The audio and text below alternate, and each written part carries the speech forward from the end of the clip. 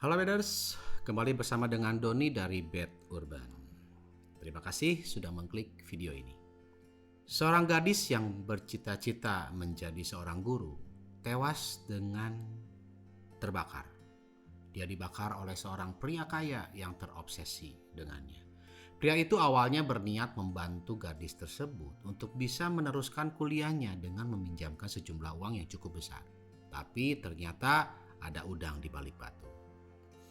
Sebelum gua lanjut, dukung terus Bed Urban dengan klik like and subscribe. Jangan lupa klik juga loncengnya supaya kalian tidak ketinggalan update video cerita horor, misteri, dan konspirasi dunia. Karena dunia selalu punya cerita.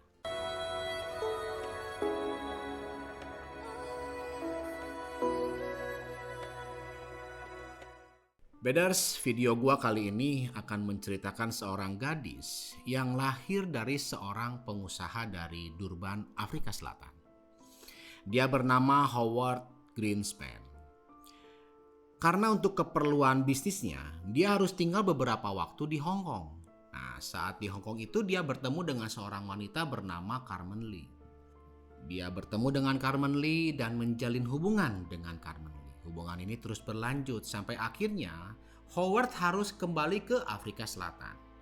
Nah, saat Howard kembali, Carmen ternyata mengandung dan melahirkan seorang bayi perempuan diberi nama Siam Lee. Bayi ini adalah hasil hubungannya dengan Howard. Sebetulnya Howard pada waktu itu sudah berkeluarga dan dia sudah mempunyai keluarga di Afrika Selatan. Dan mungkin saja hubungan dengan Carmen itu hanya sesaat. Tapi dikatakan Howard ini adalah seorang pria yang bertanggung jawab. Setelah dia mengetahui bahwa si Carmen ini mengandung dan melahirkan anak perempuannya, dia tetap memberikan jatah bulanan dan membiayai pertumbuhan Siam Lee. Pada tahun 2002, Howard akhirnya bercerai dengan istrinya. Setelah bercerai, Howard akhirnya mengajak Carmen untuk tinggal bersamanya. Akhirnya Carmen dan Siam Lee terbang dari Hong Kong ke Durban, Afrika Selatan. Mereka tinggal bersama-sama di sebuah apartemen yang cukup mewah. Kehidupan Carmen dan Siam Lee sangatlah bahagia. Siam Lee bersekolah di salah satu sekolahan terbaik di sana. Hidup mereka tidak pernah berkekurangan karena Howard menjamin semuanya. Namun, kehidupan bahagia itu tidak bertahan lama. Pada tahun 2005, Howard meninggal dunia di umurnya yang ke-52. Hal ini membuat Carmen cukup terpukul dan kebingungan. Karena sepeninggalan Howard, dia harus mencari nafkah untuk memenuhi kehidupannya bersama dengan Siam Lee. Carmen akhirnya bekerja sebagai seorang terapis di sebuah spa. Beruntung untuk Siam Lee, Howard meninggalkan biaya perwalian untuk Siam Lee sampai dengan dia bisa lulus sekolah menengah atau SMA. Namun untuk bisa melanjutkan kuliahnya, Carmen harus membiayai sendiri karena uang perwalian dari Howard itu sudah berhenti. Siam Lee bercita-cita menjadi seorang guru. Untuk mengejar cita-citanya ini dan bisa kuliah, dia harus bekerja sambilan. Siam Lee pernah bekerja sebagai pelayan bar, pelayan toko, dan seorang SPG alat-alat kosmetik. Namun karena biaya hidup di Durban ini cukup tinggi, Siam Lee dan Carmen ini hanya bisa menabung sedikit. Dan uang hasil tabungan itu tidak bisa mencukupi Siam Lee berkuliah. Suatu kali Carmen akhirnya mencoba mengajak Siam Lee untuk bekerja bersamanya. Carmen mengajak Siam Lee untuk bekerja sebagai terapis di tempatnya bekerja. Nah, setelah berpikir cukup lama, akhirnya Siam Lee mengikuti saran dari Carmen. Dia bekerja bersama dengan Carmen di sebuah spa bernama Red Velvet. Siam bekerja sebagai terapis dan pada masa pelatihannya itu dia dilatih oleh ibunya, yaitu Carmen. Carmen merasa tenang karena Siam bisa bekerja bersama dengan dia di tempat yang sama. Karena dengan begitu, Carmen bisa menjaga Siam Lee dari para hidung belang yang kadang-kadang datang ke spa tersebut. Nah, setelah Siam bekerja selama hampir 2 bulan, dia bertemu dengan seorang pria bernama Pilani Ntuli. Pria ini berusia 29 tahun. Dia adalah seorang pengusaha yang cukup sukses. Dia terlihat baik hati dan perhatian kepada Siam Lee. Setelah beberapa kali dia berkunjung ke Red Velvet, dia merasa cocok dilayani oleh Siamli. Hingga setiap kali dia ke Red Velvet, pasti dia akan menggunakan jasa Siam dan dia semenjak itu menjadi pelanggan tetap Siamli. Lama-kelamaan si Pilani ini mencoba untuk mendekati Siam dan mengenalnya lebih dekat. Dia sering mengajak Siam untuk makan malam. Setelah beberapa kali menolak, Siam pun akhirnya menerima ajakan Pilani.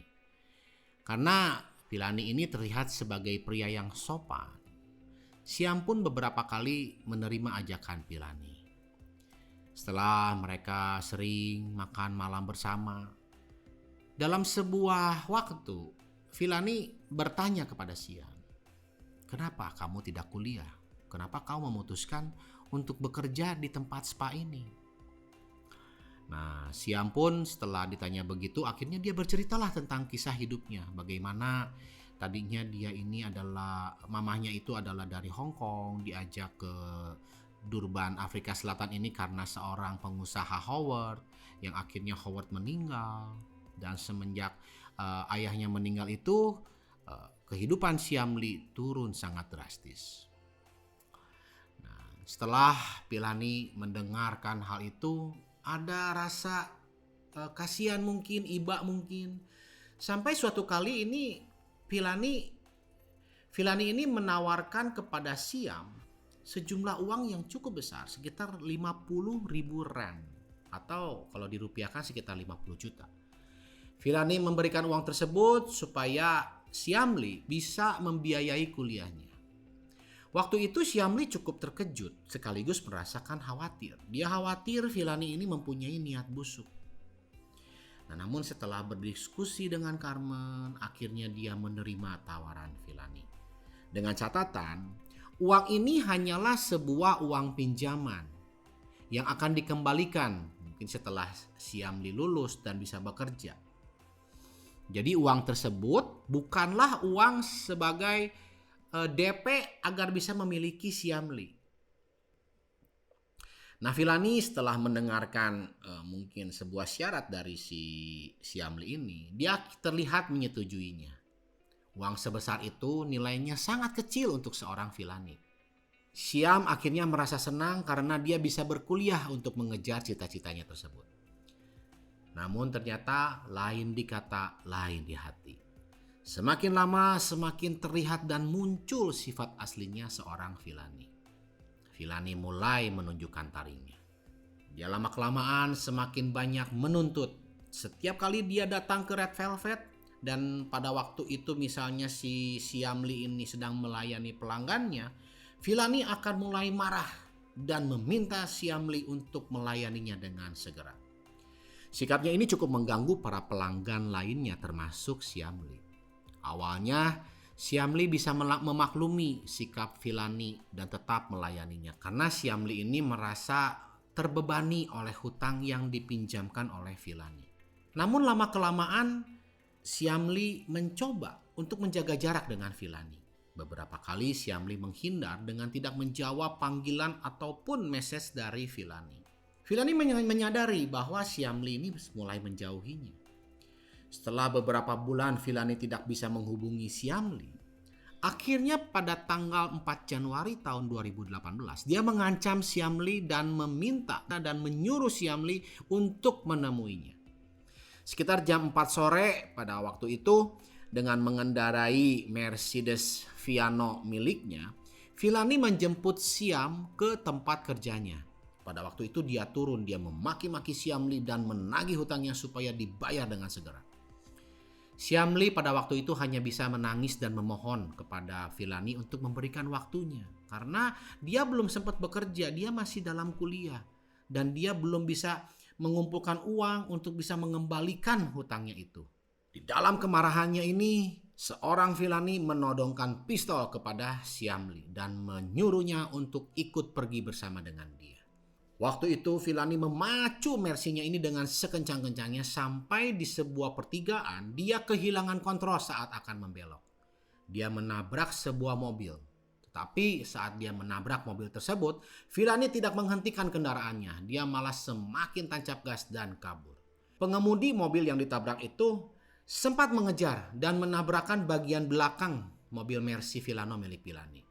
Namun karena mungkin kalah cepat, akhirnya Mercy Villani ini semakin melaju jauh meninggalkan mobil tersebut. Villani membawa Syamli ke rumahnya di daerah Songweni. Carmen yang khawatir dengan keadaan anaknya karena tidak pulang-pulang, akhirnya melaporkan kepada polisi tentang kehilangan anaknya. Karena sedikitnya informasi tentang Villani yang diketahui oleh Carmen, jadi kasus ini hanya menjadi kasus orang hilang.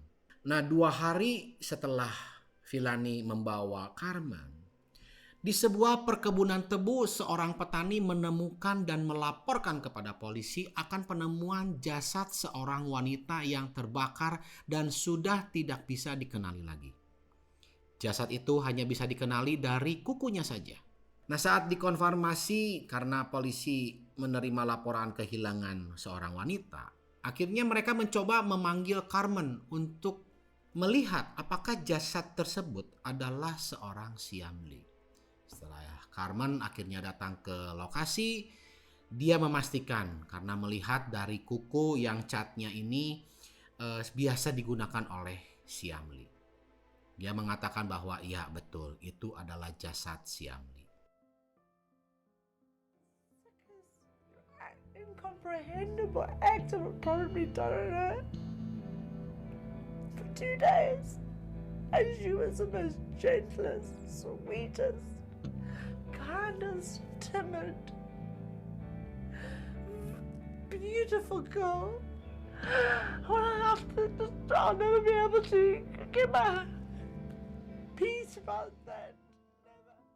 Dari hasil otopsi, Syamli tewas akibat pukulan benda tumpul di kepalanya. Syamli juga mengalami pelecehan seksual sebelum dia meninggal. Berita tentang Syamli ini menyebar dengan cepat di internet. Banyak netizen menuntut kepolisian segera menangkap pelakunya. Informasi ini membuat seorang detektif yang bernama Brad Nathanson terpanggil untuk menyelidikinya. The phone call was from a policeman who was standing over Siam's body in New Hanover, and that her body had been burned almost beyond recognition. On that day, I got on my knees on the veranda and I prayed to God that I'd be the person to arrest this man. Saat Brad berusaha mencari pelakunya, pengemudi yang ditabrak Villani ini memberikan informasinya kepada Brad. Dia curiga karena kejadian awal hilangnya Syamli ini bertepatan dengan harinya dia atau mobil dia itu ditabrak oleh mobil Mercy tipe Villano. Setelah dilakukan pengintaian bersama dengan polisi, akhirnya Villani pada waktu itu sore hari dia pulang dengan mengendarai mobil sewaan dan langsung diringkus, ditangkap dan akan diadili. Jaksa penuntut umum mendakwa Villani dengan tuduhan penculikan, pelecehan seksual dan pembunuhan berencana.